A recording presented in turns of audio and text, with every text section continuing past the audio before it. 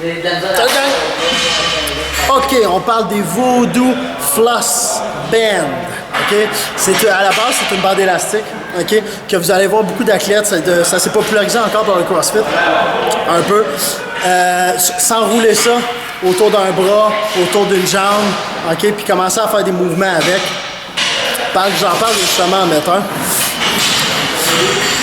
La base de ça, l'idée de ça, ça marche par compression, OK?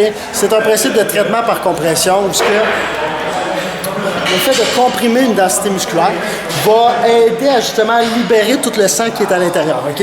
Tous les globules rouges, les globules blancs aussi, qui sont restés pris dans les fibres musculaires et justement dans les tendons aussi. Fait que ça peut légèrement aider pour ce qui est tendinite, mais d'un effet plus temporaire que permanent. Donc, si quelqu'un qui vit une tendinite, une bursite, il n'y a pas encore beaucoup d'études, il n'y a rien qui démontrerait qu'à long terme, ça pourrait aider à éliminer permanent une tendinite.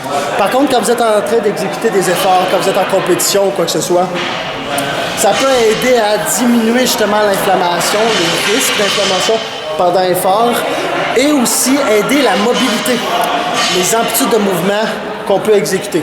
Fait que je donne un exemple, OK?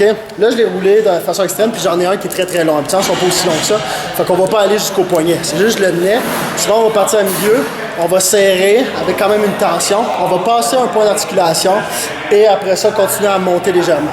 Je conseille fortement de partir d'une extrémité et de commencer à rouler vers le cœur, OK? Parce que l'idée est justement de faire sortir le sang des densités musculaires. Donc, si vous avez tendance à serrer fort, puis à ça de monter vers la main, vous essayerez de pousser le sang vers la main. On veut pousser le sang vers le cœur.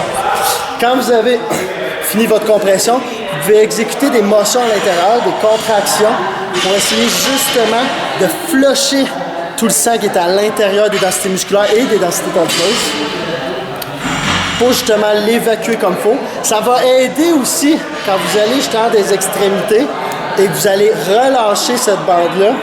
Ça va aider à augmenter la mobilité pour des efforts quand vous faites justement des front racks, des positions qui vous demandent quand même beaucoup de mobilité. Vous avez de la misère à avoir cette mobilité-là. Utiliser ce bande-là peut être une très bonne idée. Okay? C'est encore une manière d'augmenter de façon temporaire. Donc l'exécuter n'augmentera pas nécessairement, ou il n'y a rien qui démontre votre flexibilité à long terme, de façon permanente. Mais pour l'effort présent, la mobilité peut être améliorée en l'utilisant. Là, je viens de flusher justement tout le sang le plus possible du muscle. Après ça, par contre, il va se recharger. Dès qu'on va lâcher, il y a beaucoup de sang qui vont retourner vers le muscle. Et c'est normal, il n'y a pas de problématique. Des fois, on va sentir comme un léger gonflement, comme si justement on commençait à gagner de la densité musculaire. C'est un peu placebo, là, fait qu'il y a quelque chose de ça. Encore là, quand vous allez faire des entraînements, des compétitions de CrossFit, vous pouvez faire ça entre les workouts, justement reflusher tout le lactate, l'acide lactique qu'on tient dans le muscle, les globules blancs qui vont tendance à encourager l'inflammation musculaire, l'inflammation tendineuse, essayer de les flusher justement pour diminuer ce risque-là, pour vous permettre à refaire un effort prochainement, parce que dans une compétition, vous avez plus qu'un WOD à faire, tout de suite, refaire un effort de meilleure manière, avec une meilleure mobilité, de récupérer un petit peu plus rapidement de ces efforts-là. Maintenant, dernière chose, je vais vous en parler, ceci se vend définitivement en ligne et un peu partout. Moi, personnellement, j'ai acheté une bande de yoga. Ça se vend aussi des bandes de yoga.